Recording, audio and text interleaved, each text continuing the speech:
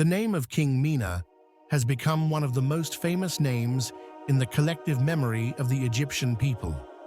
It is always associated with another phrase, the unification of the two lands, referring to the unification of the kingdoms of the north and the south, and thus the emergence of Egypt as a unified state and kingdom governed by a single ruler under a system that remained stable for nearly 3,000 years, marking the beginning of the Dynastic Period. But how did we come to know about King Mina?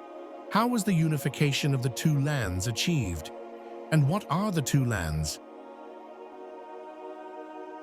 But first, how was the history of Egypt divided? It is well known that the term dynastic rule in ancient Egypt refers to the period from the 1st dynasty to the 30th dynasty, which marks the end of native Egyptian rule before the conquest of Egypt by Alexander the Great. But what defined the era known as the Dynastic Period? Egyptology inherited this division from earlier times, and historians, foremost among them the historian Manetho of Sebennytos, who identified the first king of Egypt as Aha, meaning the warrior. Here, he refers to King Horaha, who ruled immediately after King Mina. What concerns us here is the emergence of the term and division known as the dynasties, meaning lineages.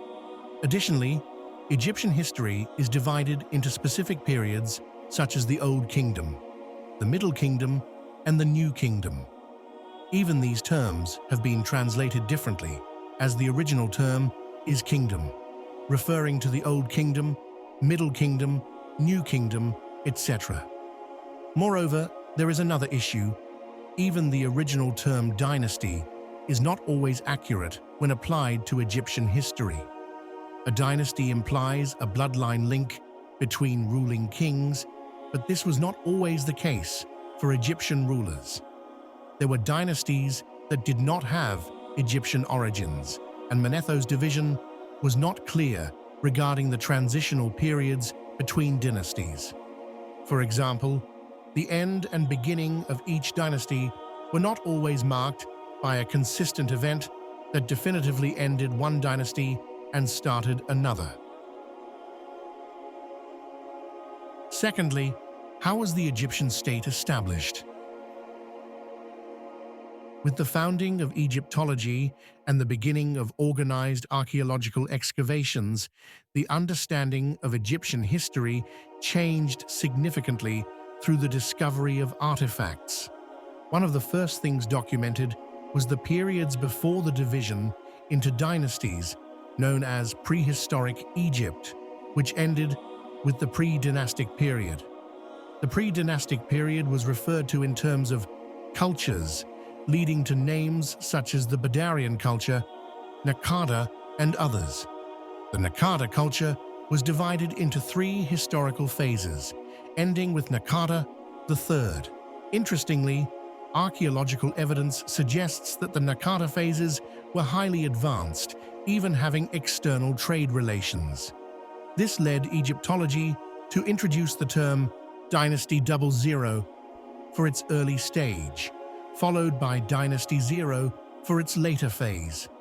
During Dynasty 0, King Scorpion II appeared, who is believed to have been the last ruler of Naqada, or perhaps another king named Ka.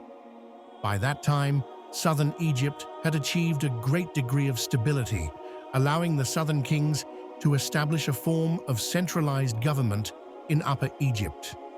This led the southern rulers to look towards the north, and it seems the conflict between the two, north and south, had roots preceding the final phase of Naqada. In any case, this phase ended with the emergence of the king commonly referred to as Mina, while Manetho called him Aha. Archaeological hypotheses suggest that the kingdoms of the north and south had been engaged in prolonged conflicts, with the balance of power shifting between them over time. The southerners were eventually able to unify their forces, forming something like a central alliance under the leadership of a single ruler, likely King Scorpion II or King K. The Southerners then prevailed over the Northerners, uniting the two lands of Egypt by force, possibly through a decisive battle, as depicted on the Narmer palette. However, there are other interpretations of the unification of the two lands. Despite the success and the founding of the Egyptian state within its known borders at that time, the kings who followed Narmer on the throne of the First Dynasty faced difficulties in maintaining unity between North and South. This issue persisted throughout the entire Second Dynasty until the reign of King Kasekemwi, the last king of the Second Dynasty, who managed to end all internal conflicts and firmly establish the unity that became the foundation for the rise of Egyptian civilization. Thirdly, the mystery of King Mina. Due to the ancient nature of this historical period, dating back approximately to 3100 to 3200 BCE, over 5,000 years ago, the archaeological evidence from that time is scarce. Interestingly, the name Mina does not appear clearly in artifacts from that period. So, how was he identified by the name Mina? The ancient Egyptians were accustomed to keeping records and archives, including lists of previous kings. Many of these lists have been found, the most famous being the Abydos and Turin king lists, among others. These lists began recording the historical kings of Egypt with a king named Meni, a name that later evolved into Mina, thus giving rise to his designation by this name. In addition, artifacts dating back to the 31st century BCE mention the name Meni. The name most likely referring to the first king of the First Dynasty is Narmer, whom we know from artifacts of that period, most notably the Narmer palette. The name Narmer is written in hieroglyphs with the symbols Nar, represented by a catfish, and Mer, represented by a chisel. Together, the name becomes Narmer.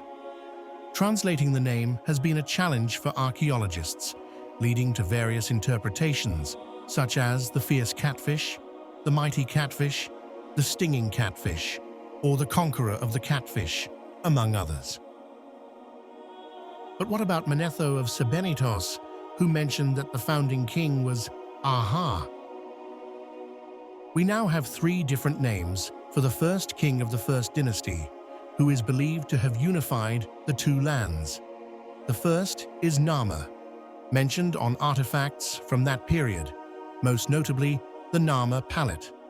The second is Meni, pronounced with a short E, and the third is what Manetho mentioned, Aha, meaning the warrior. In the Naqada region, the tomb of Queen Neithhotep, believed to be the wife of King Narmer, was discovered. A label was found with the name Horus Aha, next to a symbol that is thought to refer to Meni, though archaeologists have debated whether this symbol truly represents the name Meni. The second piece of evidence was a seal found in Abydos, Sohag, bearing the name Narmer alongside the name Meni, which was clear enough for archaeologists to lean toward confirming this and settling the confusion between the three names. However, some have interpreted the seal as representing two different individuals, Narmer, the king, and Meni, referring to him before he ascended to the throne. This confusion began to find clarity after two discoveries in 1985 and 1990, when seals were found in the Abydos necropolis and the tombs of Kings Den and Kwa of the First Dynasty. Kwa was the last king of this dynasty, and the seal depicted the 8 kings of the First Dynasty, starting with King Narmer, followed by Hor-Aha. This supported the hypothesis that Meni is the same as Narmer, and that Hor-Aha was Narmer's successor. In conclusion, based on these discoveries and research, Archaeology summarizes the matter as follows. Narmer is the same as Mina, or many, with the former being his Horus name, the name linked to the god Horus, and the latter being his personal name. Aha was Narmer's son and the second king of the first dynasty.